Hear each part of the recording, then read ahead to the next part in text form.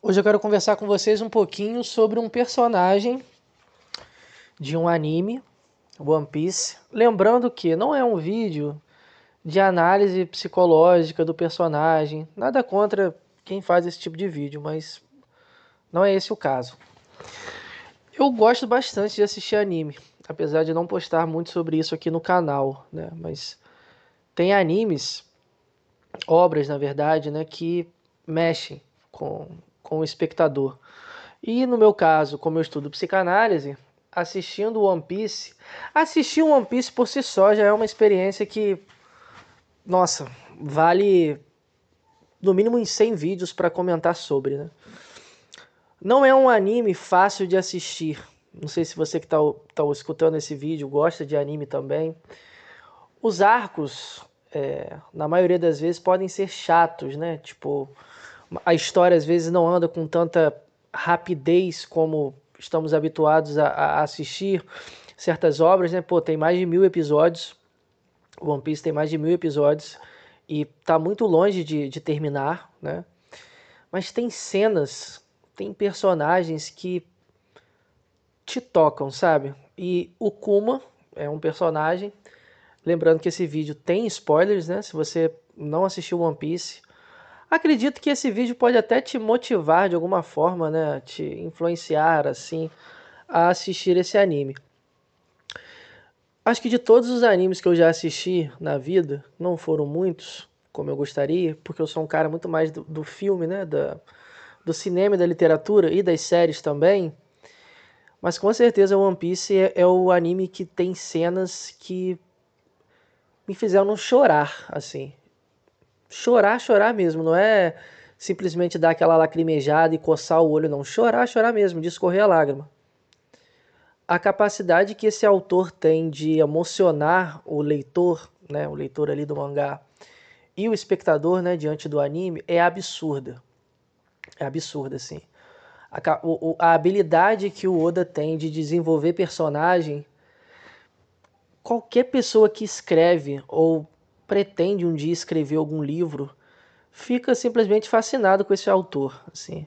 A maneira como ele desenvolve o personagem, como ele desenvolve uma trama, como ele emociona, como ele conduz você onde ele quer que você chegue, né? Eu comento muito isso sobre certos escritores aqui no canal, né? Que eu admiro muito isso num escritor. A capacidade que ele tem de seduzir e de brincar com as nossas emoções, né? E o Kuma é um personagem que faz isso, né?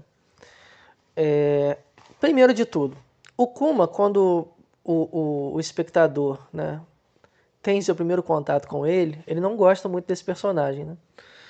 É uma espécie de um ciborgue ali e tal, tem todo aquele arco de Sabaody e tal, né, antes do time skip do One Piece. Lembrando que eu tô, né, comentando nesse vídeo, como eu disse anteriormente, com spoilers, né? Mas depois você descobre a história do Kuma, que é bem recente, né? Assim, tá no anime no episódio 1100 e pouco. E você vê a história de um pai. De um pai. Assim, o One Piece é um anime que ele trabalha muito bem essas figuras paternas, né? Eu pretendo falar um pouquinho sobre isso aqui no canal também, porque é muito interessante. Por exemplo, o Luffy, que é o protagonista do anime, logo no primeiro episódio, ele é salvo pelo Shanks, que é um pirata também, né? O Luffy se torna um pirata muito por influência do Shanks, né? E o Shanks ele perde um braço para salvar o Luffy. Então assim, ele tem uma fera ali no mar e ele acaba perdendo um braço para salvar o Luffy, né? Tem outros personagens no anime que ocupam essa figura paterna. Tem um pirata chamado Barba Branca, que inclusive é chamado pelos seus pelos piratas ali que fazem parte da tripulação dele como pai, né? Tem o carpinteiro que foi a figura paterna do Franklin. Então, assim, o One Piece está repleto disso, assim, de personagens que ocupam essa figura paterna. Só que antes o espectador estava diante de uma figura paterna ou de pais ruins, como, por exemplo, o pai do Sandy, um dos personagens mais escrotos, cruéis e filhas da puta que existe. Fomos apresentados também a uma figura paterna que, na minha concepção, é o que mais me emocionou no anime até hoje, que foi o chefe de cozinha, que quando ele sofreu um acidente, na verdade ele foi tentar saquear o navio, ele viu o Sandy lá, que era um garotinho, o Sandy acaba caindo dentro do mar, ele vai salvar esse garotinho, né, que é o Sandy, e ele perde a perna. Então olha só, mais uma vez essa questão do sacrifício, né, de perder uma parte do corpo, sabe? O Shanks perdeu um braço, ele perdeu uma perna, a figura paterna do Franklin, ele morre. Olha só que metáfora forte, né? Tipo, essas figuras aqui que eu tô comentando se sacrificaram de uma determinada forma onde eles perderam um membro, um braço, uma perna, ou acabaram morrendo sendo condenados no lugar do filho, ou pelo erros do filho, né? Assumindo a responsabilidade. Só que o Kuma, ele não é essa figura paterna apenas. O Oda, ele conseguiu em uma cena, responder talvez a pergunta que até hoje muitos psicanalistas costumam fazer, né? Se fazem, né? O que é um pai? O que define um pai como um pai? Assim, o que faz um homem ser visto como um pai? Ou o que torna o pai um pai? Você já parou para pensar nisso? Tipo, a mulher, quando ela é engravida, ela sente o bebê dentro do corpo dela. Tipo, o bebê chutando, quando o bebê está muito agitado, quando o bebê está acordado, quando o bebê está dormindo. Toda a gestação dela, cara, ela tá gerando um bebê dentro dela. Tipo, uma vida dentro dela. Que se alimenta também das coisas que ela come. Que se ela está ansiosa, agitada, estressada, o bebê sente. É um elo absurdo que os dois têm ali. Já o homem não. O pai aqui nessa posição, ele não tá passando por isso. Muitos pais não conseguem nem sentir o filho chutando na barriga da esposa ou da companheira. O pai, ele fica meio que de fora. Tipo, a mãe, quando ela tem o bebezinho ali, o bebezinho, né, sai de dentro dela, os dois ficam, né, envoltos naquela bolha ali, tipo, porra, tem vários hormônios ali, né, o hormônio do amor e tal. Pô, a mulher numa experiência que ela não consegue nem colocar em palavras, né, junto com o filho ali, amamentando e tal. O pai fica meio de lado, assim, ficou olhando assim de longe, como se ele se sentisse quase que um intruso ali na relação dos dois, né? Esse amor do pai aqui não é um amor imediato, não é um amor cara, se você já conversou com alguém que tem filho, né? Pô, desde a segunda listra roxinha ou do exame lá que mede os níveis de hormônio lá quando vê que a mulher tá grávida, a mulher ela já começa a sonhar com o bebê. Ela já imagina como vai ser o bebê. Ela já ama aquele bebezinho quando ele é do tamanho de uma ervilha. Algumas mães, no caso, né? Eu não tô colocando nesse discurso aqui como se a gravidez automaticamente fizesse a mulher, sei lá, ter o desejo de ser mãe ou amar automaticamente, desculpa, ou amar automaticamente o filho. Não, nós estamos falando aqui de um filho desejado, sabe? De um filho que está sendo amado desde a gestação. Para um pai, isso não acontece imediatamente. Ele não ama o filho assim logo, sabe? O filho nasceu ali, você olhou pro filho, ah, meu Deus, eu já amo. Não, assim, eu tô falando também porque eu sou pai. Tipo, a paternidade aqui não é algo que nasce assim do nada. Não é do nada, mas eu não gosto de usar essa palavra inato, mas, cara, é diferente. É diferente. É como se o amor na paternidade ele precisasse de uma certa construção, sabe? De uma construção diária, que tem a ver com cuidados, que é o que o Kuma, no caso esse personagem que eu estou comentando hoje, fez no anime, né, na história. Por que eu estou falando isso? Muitos homens hoje em dia engravidam suas respectivas parceiras e logo depois as abandonam, né? A quantidade de crianças hoje em dia que não tem o nome do pai registrado na certidão de nascimento é absurda. Então, assim, esse abandono parental dos homens é algo muito frequente, infelizmente, né? Muito comum.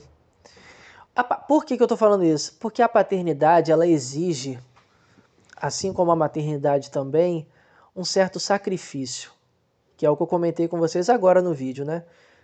E o Oda aqui, ele é bem... E eu gosto disso quando ele utiliza dessa metáfora de sacrificar, de perder uma parte do corpo, né? Um braço, uma perna, a vida. Então, assim, quando você tem um filho, o filho talvez é a experiência, não vou dizer que é a única, mas é a experiência mais próxima que um ser humano pode ter de amar alguém mais do que a si mesmo. Sabe aquele, ame ao próximo como a ti mesmo. Isso é fácil. Tô sendo irônico, né? Isso é fácil. Agora, o filho é um próximo que você deve amar mais do que a você mesmo. O filho, ele exige do pai e da mãe uma morte diária do seu próprio sacrifício. Ter um filho é matar todos os dias o seu eu. Ter um filho é matar todos os dias o seu eu. As suas vontades, os seus desejos, o que você quer fazer, o que você acha que é certo, o que você espera. Um filho, se você verdadeiramente ama esse filho, ele é um lembrete diário, personificado ali na sua frente, dizendo, mate o seu eu. Mate o seu eu. Por quê? Amar um filho é isso. Tipo, você ama o seu filho mais do que a si mesmo. Mais do que a si mesmo. Então vamos lá. O Kuma, eu vou falar especificamente na parte, né, em relação a Bonnie. Ele tinha uma amiga na infância, eles se conheceram desde pequenininho. Ela tinha uma diferença de idade de 4 anos com ele.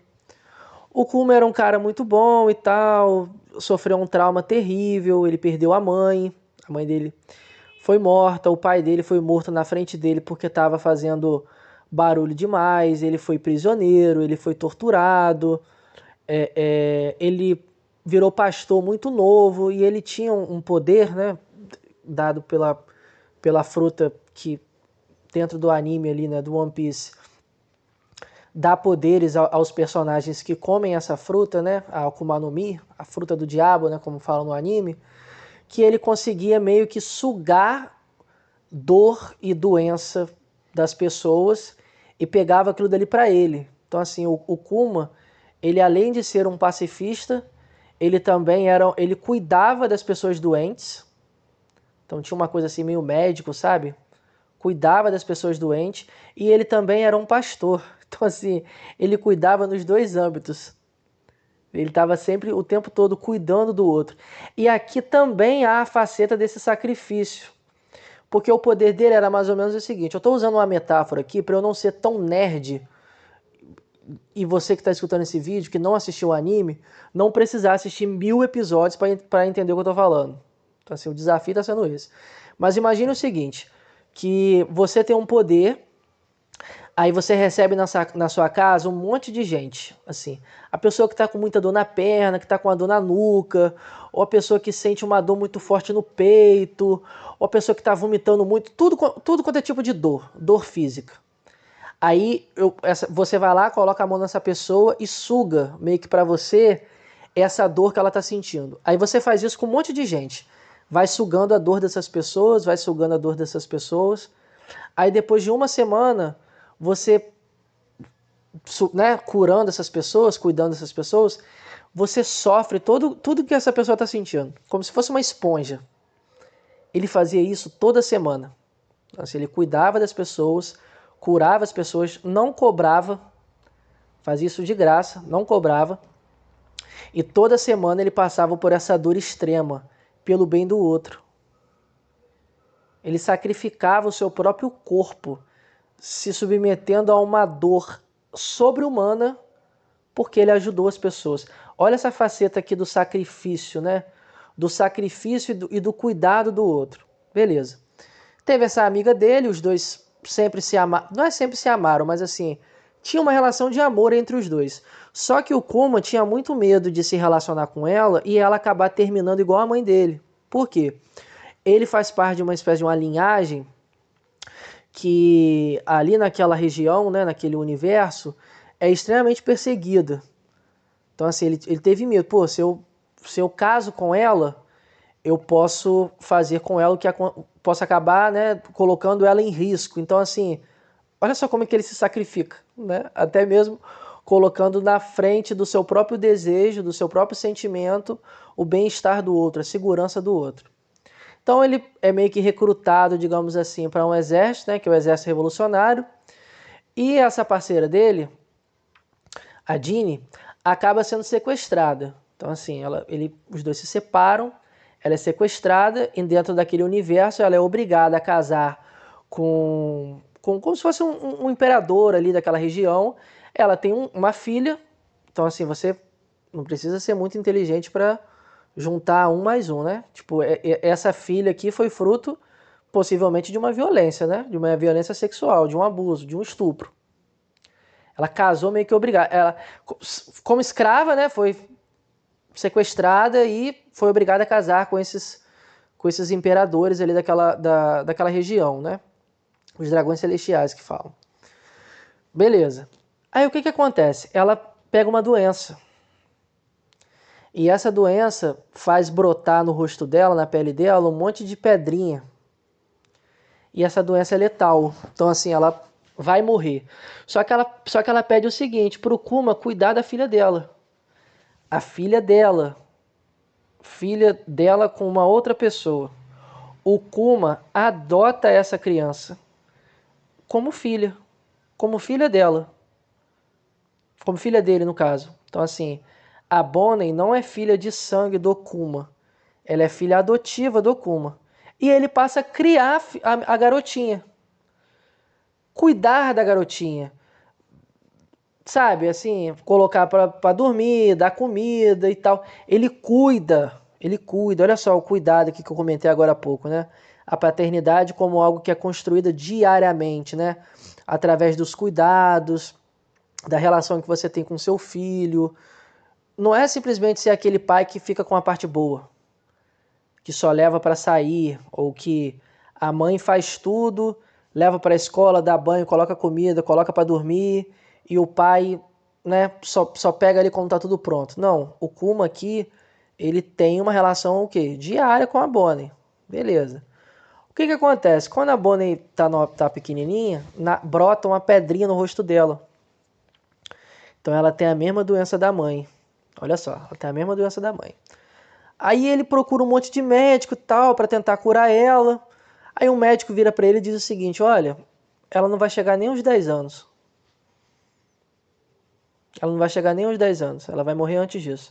Porque essa doença aí é fatal. Beleza.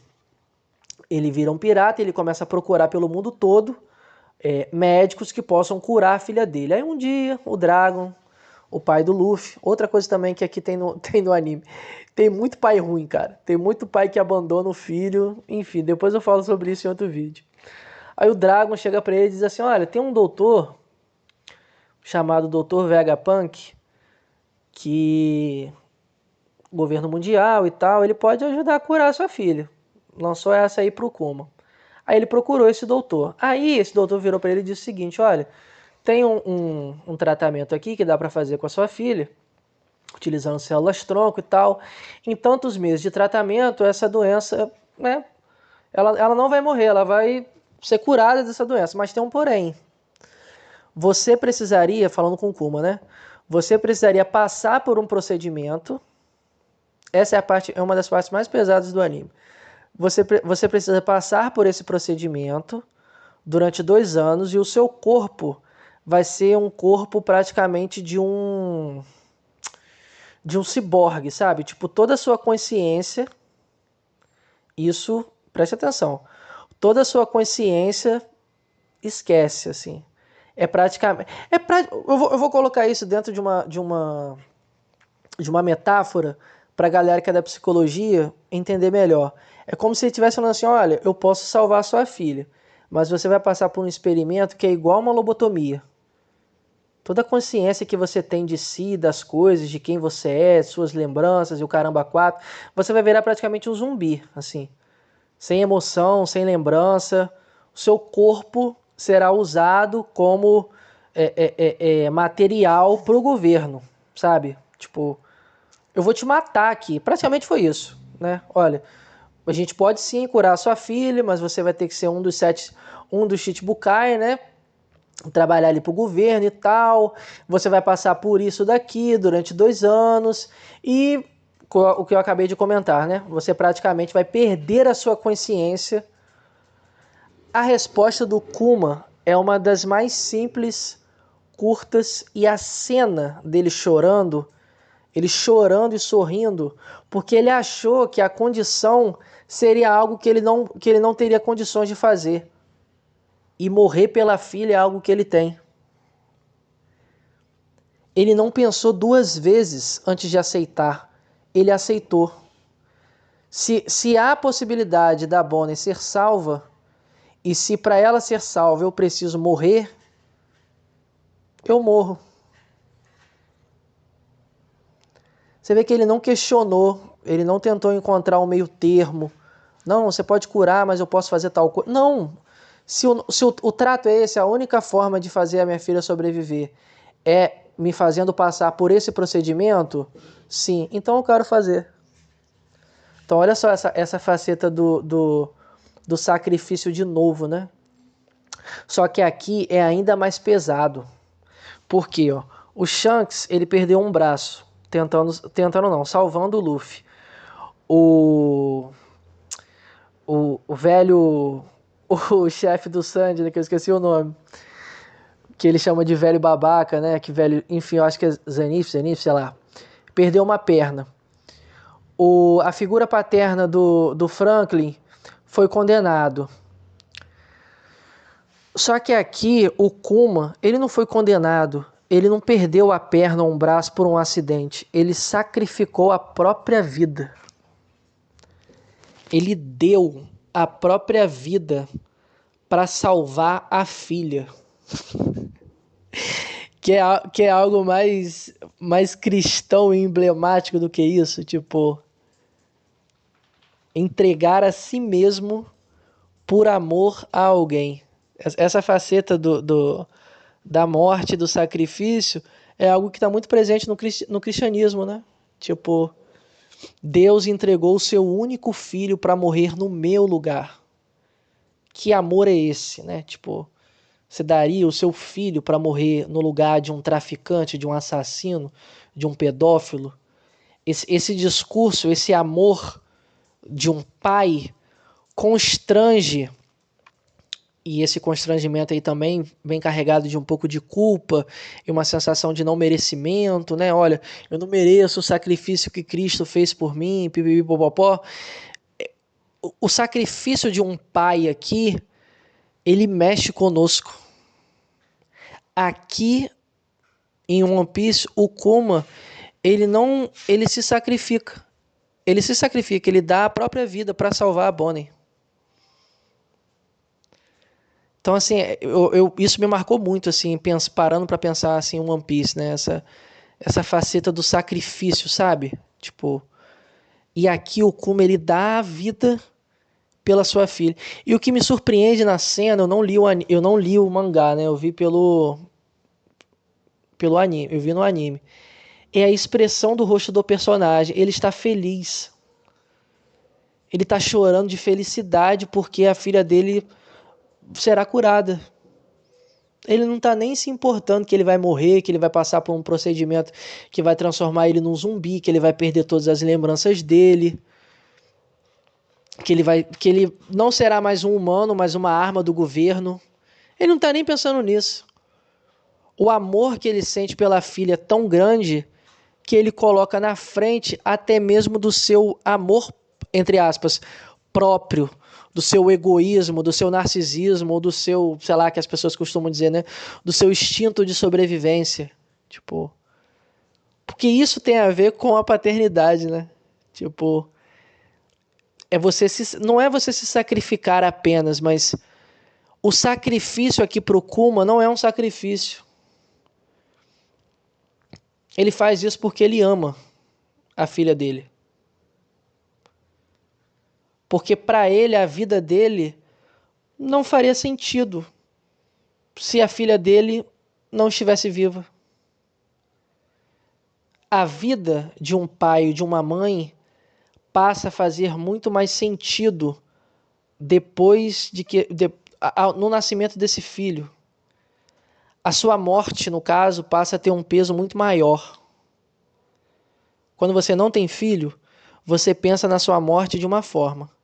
Quando você tem filho, você pensa na sua morte de uma forma completamente diferente. E se eu não estiver aqui mais para ele? E se ele ou ela precisar de mim? Converse com qualquer pai, ou se você é pai, né, ou mãe, enfim. Esse medo da morte agora é muito maior, porque se você morre hoje e você tem filho, você pode deixar ele sozinho.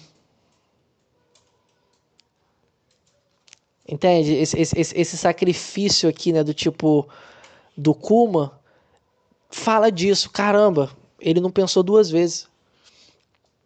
Ele não pensou duas vezes antes de aceitar a proposta. Porque tá falando disso, tá falando de amor, assim. Tá falando de amor. O amor que ele tem pela filha é tão grande que, mesmo com essa proposta, ele não pensou duas vezes e aceitou. Porque a vida de um pai e de uma mãe que ama o seu filho verdadeiramente não faz sentido se não tem esse filho. Óbvio que tem pais que têm filhos querendo que os seus filhos sejam extensão deles mesmos e que os filhos sirvam eles. Mas isso é um engano. O seu filho ou a sua filha não existe no mundo para te amar e para te adorar. Ele não foi criado à sua imagem e semelhança para que ele te adore. Você não é Deus. Deus fez isso, né? Tipo, criou o homem à imagem e semelhança com apenas uma função, digamos assim, né? Me adorar, entendeu? Você não é Deus para querer ter um filho que te adore. Um filho é para você amar. É para você amar, não tem a ver com você. Não tem a ver com você. E aqui, e o Oda nessa cena, nossa, ele é simplesmente genial. E é impossível você assistir essa cena e você não se emocionar com o sacrifício que o Kuma fez pela Bonnie e o sacrifício que ele faz pelo outro também. É muito difícil de acreditar num amor paterno ou materno se ele não vem acompanhado com uma faceta, uma faceta, digamos assim, de sacrifício, de renúncia. Quanto mais egoísta, egocêntrico, narcisista, narcísico você é, mais dificuldade você terá de amar verdadeiramente alguém ou um filho. Então, assim, ter um filho é uma experiência, como eu disse anteriormente, né? Uma experiência diária de você matar a si mesmo. De você matar a si mesmo, de você ter alguém para amar mais do que você ama a si mesmo.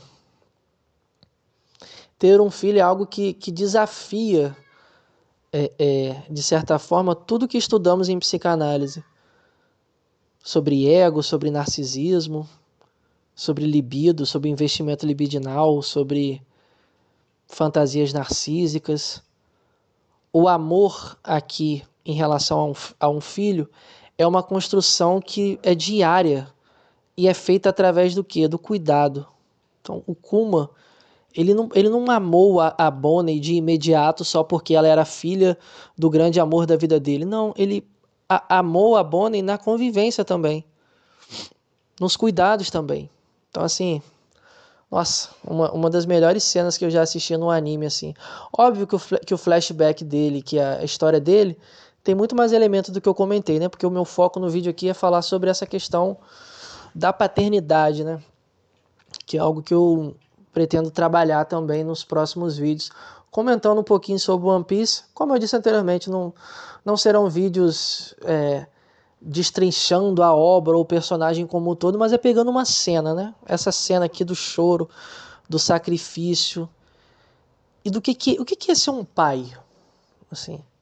O que torna alguém um pai? O que um pai deve fazer para ser reconhecido como um pai, assim? Até o nosso próximo vídeo.